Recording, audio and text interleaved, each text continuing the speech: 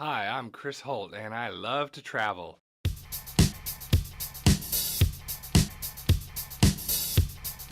I'm also a graduate student with neither time nor money. Fortunately, I live in Washington, D.C. with tons of things to do right in my backyard. So let's go exploring on Staycation. This week we're going off the beaten path to the Basilica of the National Shrine of the Immaculate Conception.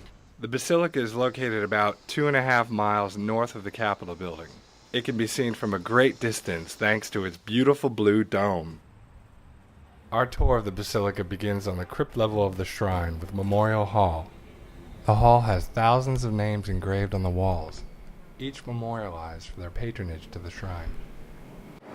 All these people paid for the cost of the crypt level to be built, and in return they got their names on the walls. The shrine is home to more than 70 chapels and oratories, such as this one dedicated to Mary, Queen of Missions. Now, if you're going to make a visit to the chapel, be sure to bring your camera because it is full of beautiful images such as this.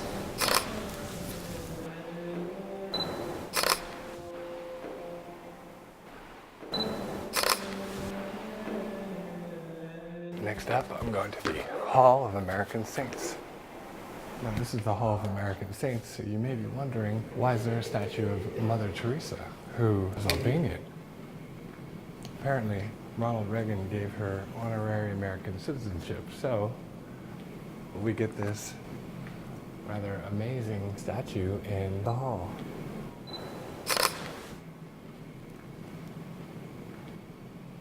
Next, we head to the upper level. This immense church glitters with gold, glows through stained glass windows, and amazes with gorgeous mosaics.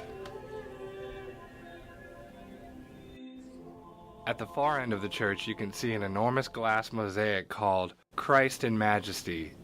At 3,610 square feet, it's thought to be the largest mosaic of Christ in the world. On your way out, be sure to check out a dazzling, if a modest display of gold in the Blessed Sacrament Chapel. I leave the church having only seen a fraction of what the shrine has to offer. I'll definitely come back to see more. Maybe when I have visitors in town. And that wraps up our visit with the Basilica here in Washington, D.C. I can't believe I've lived here for 8 years and have never seen it. Let's head next to the National Arboretum, one of D.C.'s best kept secrets. We start off with an enthusiastic walk in the dogwood collection. The dogwoods may not be in bloom, but the grove still has a nice view of the Anacostia. Next up, we head to a grove of beautiful crepe myrtle. These crepe myrtle are a rare floral oasis at a time of year when few flowers are blooming.